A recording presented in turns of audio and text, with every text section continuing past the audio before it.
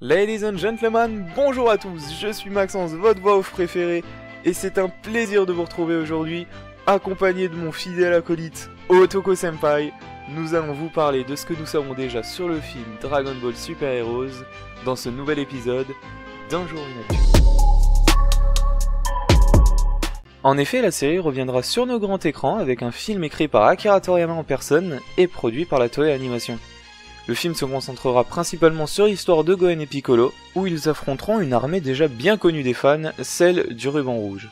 Cette organisation maléfique comptait encore des membres actifs qui voguaient dans l'ombre pour continuer leurs activités malfaisantes. En mettant en place un nouveau plan de vengeance, ils donneront alors naissance à deux nouveaux antagonistes cyborgs, Gamma 1 et Gamma 2. Sangohan, dont la fille a été kidnappée, devra alors s'allier à Piccolo dans une bataille mortelle où le jeu sera à nouveau le sort de la Terre. Et c'est là où j'interviens mon petit Maxune, ici au TOC, pour rentrer un peu plus dans les détails, car oui, cependant le film est très controversé, notamment en raison de son animation en 3D, qui a surpris les fans à l'annonce de sa sortie. Il s'agit d'une méthode d'animation appelée CGI, qui est réalisée exclusivement à partir d'ordinateur et non à partir de dessins faits à la main. Un visuel qui dépayse et qui tranche avec les animations auxquelles nous sommes habitués. Certains regrettent ce nouveau style d'animation qui ressemble beaucoup à celui d'un jeu vidéo. D'autres soulignent un visuel enfantin et craignent de ne pas pouvoir s'immerger dans le film. Tandis que d'autres fans louent la volonté de la Toei d'évoluer et de tester un style de graphisme qui pourrait être l'avenir de l'animation.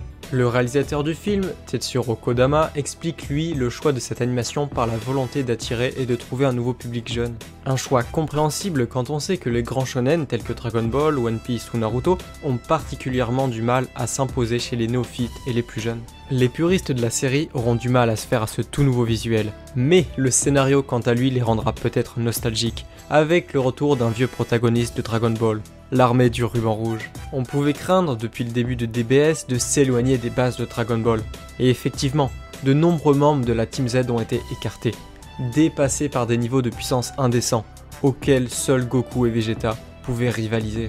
C'est pourquoi Gohan et Piccolo, deux personnages très appréciés mais peu développés depuis DBZ, auront une place importante dans ce nouveau film.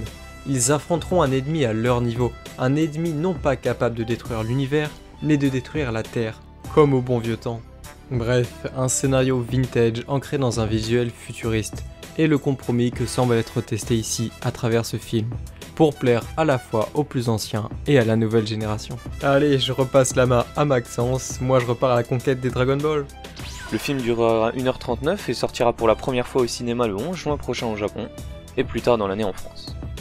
Rendez-vous bientôt dans les salles de cinéma pour les fans inconditionnels de la série, c'était tout pour la rubrique du jour, bonne journée à vous.